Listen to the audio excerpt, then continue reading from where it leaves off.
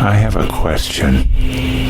Is sex, or most sex, rather like wanting to have a $100 bottle of wine to drink at your dinner table each evening or very frequently, rather than water? Or could you say it's like wanting to spend a considerable amount of money on Perrier water, or water with special electrolytic content, as opposed again to tap water? Noting, by the way, that a considerable number of people on the planet today do not have any water that's called potable or not heavily contaminated at all.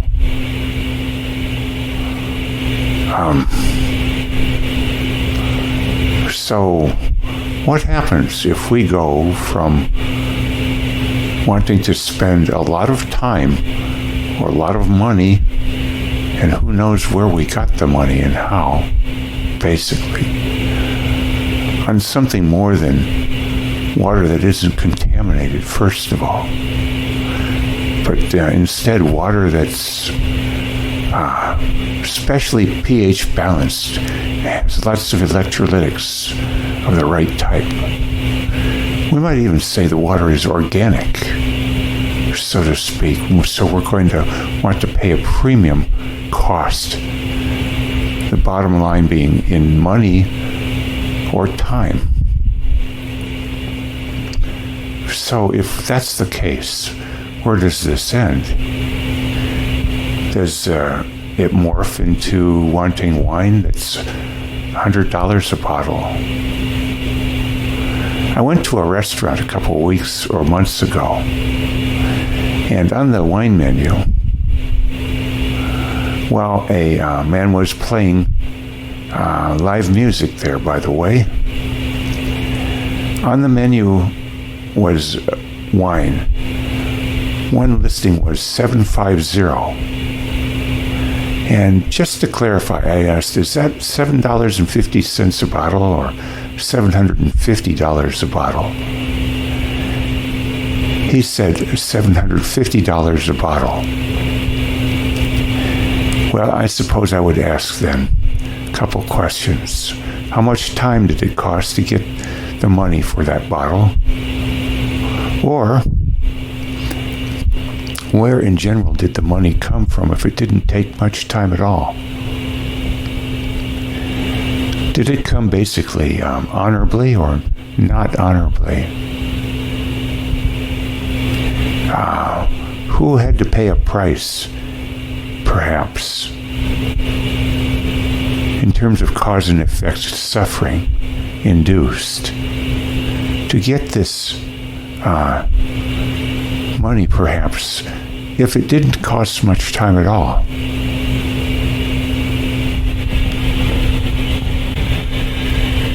So this is, of course, speculative, but you have to wonder whether a considerable degree of sexuality, especially these days since Freud, say, but of course throughout history, whether a considerable amount of sexuality is of the sort that's our pH balanced water instead of tap water, or whether it's the $100 bottle of wine some wish to have every night. You might say, too, the filet mignon every night, raised organically, of course.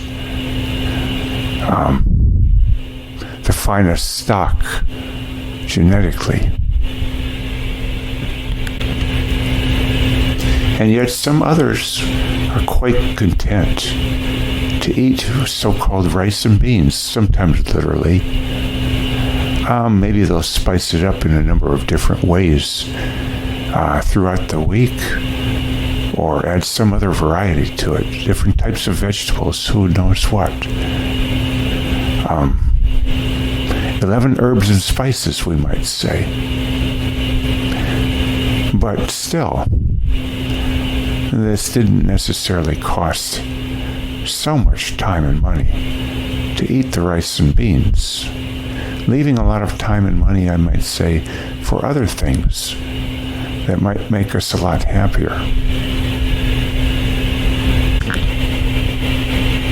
There's a phrase, by the way, when talking about certain people of notoriety or importance, shall we say, that so-and-so puts his legs on or her legs on or pants on, one leg at a time, just like you and me.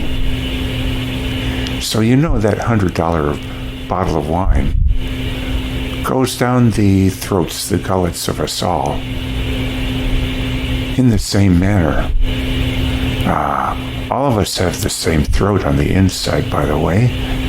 It looks the same. It's not as though the throats that wine goes down, that's $100 a bottle, is gilded in 24 karat gold or platinum.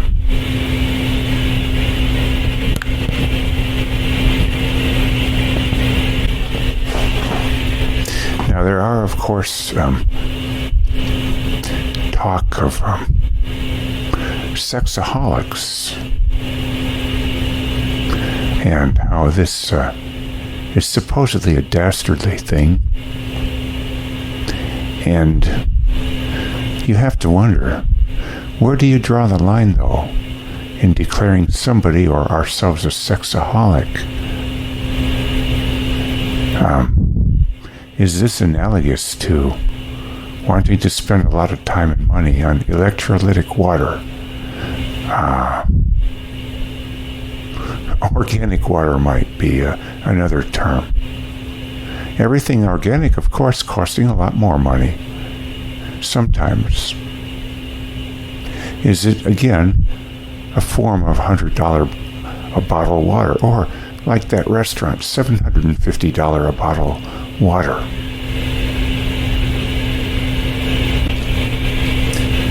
I'll give you a personal example from someone I know, a little story. I had a lady friend for a number of years, and she was not, shall we say, wealthy, rather the opposite, in conventional yardstick measuring terms. And one of her flaws, shall we say, was an addiction to expensive water. I'm not joking. She craved to have special types of water. It had to be a certain brand. It had to be a certain fizz to it. It had to have certain electrolytic content, or else she would feel sick or get sick. So she said. And she spent a considerable amount of her money on this water, and also enlisted the help of those around her to pay for the purchase of this water. In quantity, by the way, stored in the garage. So, isn't this interesting? You could call this not a sex addiction in this case, or a filet mignon addiction, or a $750 bottle of wine addiction per night, or $100 a bottle per night of wine addiction. You could call it basically an addiction to water. But let's just call it designer water for now. At this point, I'm also reminded of a video, 10 minutes or so in length, from the Green Renaissance YouTube channel or group. It was talking about watches and time. It talked about how some watches cost $10, others, I don't want to mention the brand, but quite a bit more expensive, ornate, and so on. both of them telling the same time, yet one $10 and the other costing how? Well, in terms of the time, especially to pay for it. If on installments, let's say, and labor involved, or if inherited money, perhaps, well, then there being questions of whether the whole process of inheritance was in the best overall interest of people in general, or who paid a heavy price for that money to be inherited in general.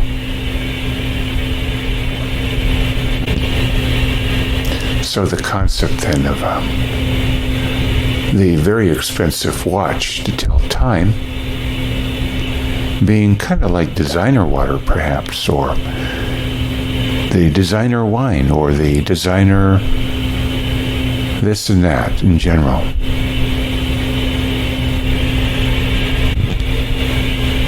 I might also throw in a couple tidbits here. Freud once said to the effect that once a person has sex, that's the end of education, their education, or their desire for it. I'm also reminded of Hugh Grant in the movie Music and Lyrics with Drew Barrymore. He said that something to the effect, love heroin, the phrase was used. In a sense, kind of like referring to crack cocaine. Once you touch crack cocaine, that's it. Most would say you're hooked. Now, of course, it doesn't help any if this crack cocaine or $750 a bottle or $100 a bottle wine is marketed to us constantly. If it is put on the store shelves everywhere, or the stores are located every 100 feet down the road, or it's on TV everywhere. There are some, for instance, who would say that many people of a certain gender today dress with too little clothing on. And that's a form of advertising all over the place for this encouragement to what some would call sexaholism, that yes, there is a genetic basis for indulging in, but the so-called advertising doesn't help it any, of an informal nature.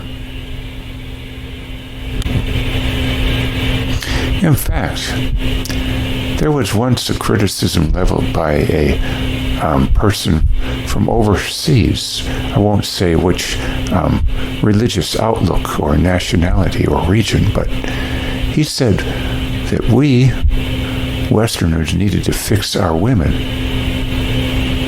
because they were dressing in a manner that was not only contrary to that person's point of view as best to dress by contrary-wise, but that in general it was promoting too much promiscuity and sexuality, kind of like what I'm alluding to, marketing gone haywire for $750 a bottle of wine, or filet mignon, or expensive $10,000 watches, or shall we say mattresses of a certain brand name that are $2,000, when one of the finest men I've ever heard on YouTube and watched is a Buddhist man who sleeps on a mat in a cave at night.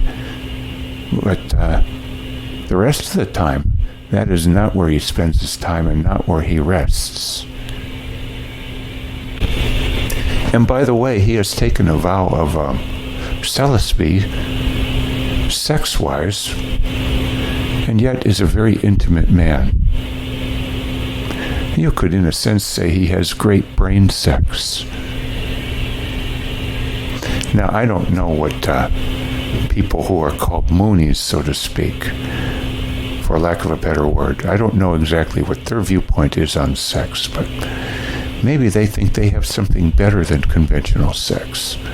I don't think they call it brain sex, but maybe a form of intimacy, or at least, shall we say, that definitely they are not sexaholics.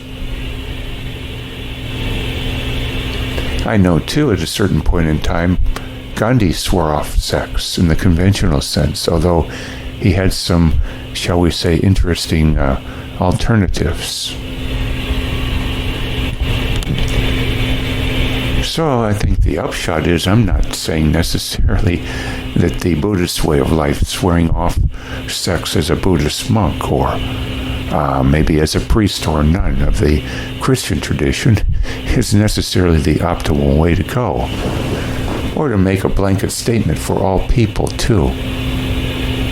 But I think it does bear examination that there could be a lot of upsides to such a thing, or on a more conventional, practical, or commonplace level, addressing the issue of whether sexuality has to cost so much money.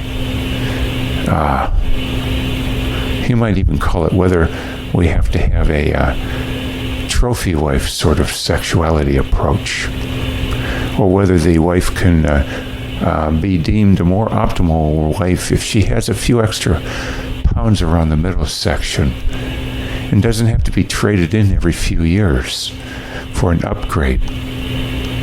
We might also want to wonder, perhaps, whether the whole notion that we need a lot of sexual variety in our lives is necessarily the best thing overall. Maybe this sexual variety craved by some people ends up being a $750 wine a night habit. You have to wonder anyway. You know, I'm reminded, for instance, of Larry King. Didn't he marry some 8 times? Either he was terrible in getting along with people, or maybe he liked a lot of variety. But you have to wonder why so much variety seeking. If so, was that sort of a interesting habit of desiring filet mignon instead of something more quote-unquote commonplace, less stimulating, distracting even. Of course, one could say the opposite, that one could get bored with beans and rice. Or shall we say gruel or oatmeal, served perhaps 3 times a day for 20, 30, 40, 50 years. But then that's an interesting story in and of itself. What makes us bored or not bored? After all, can't the actual act of sex itself be called boring? I mean, the Hindus may have taken it to an extreme, some might say, to have manuals out on a variety of different ways of having sex to make it not boring in and of itself. But then, can't that be taken to an extreme and say, well, I guess we should have hundreds of different designs of bottles to serve water in that are tap water? I mean, it can be taken and convoluted to who knows what extreme. But the whole concept, thus, of what is boring or not, whether food has to be so different all the time, what constitutes making us feel bored is a good question. For instance, I've often thought that the whole topic of boredom is an important one because so many people feel pain from boredom, excruciating pain. But in my book, most all of this constitutes pain or the fear of it happening from what the philosopher Camus said, the fear of being alone in a room with our own thoughts. So you might say that certain forms of stimulation then, to avoid boredom, for lack of a better word, having a philosophical basis in the need for distraction. This sounds so simple or simplistic, but I think if we were to examine it, it's a very important concept. In fact, there was a movie with the actor Ernest Borgnine, wherein he had a niece come visit him, I believe, a niece, on a farm he had or lived on. She was there perhaps 6 hours, and then she had to skedaddle back to her urban way of life. Why? She was bored. You might say bored out of her gourd. I would say from a lack of distractions. Or you might say variety, which provides distractions. And that sexuality, thus, can often be a form of distraction, if not a matter, too, of, shall we say, window dressing or status, the trophy wife notion.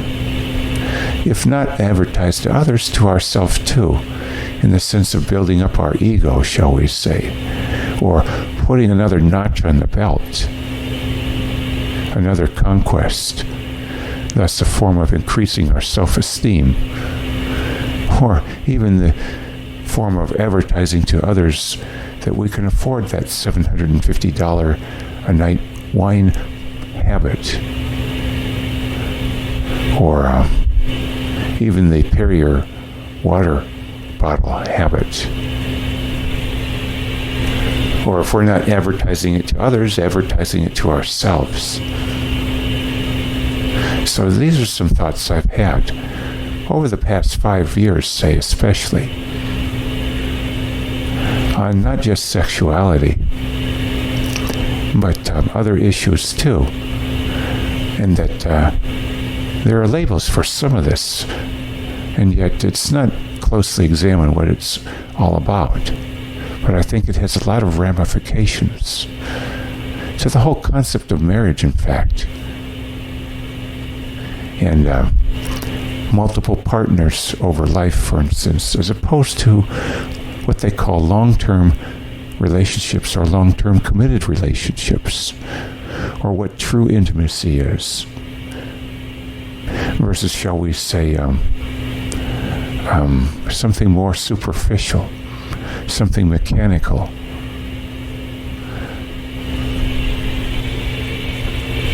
So, some foods here for thought.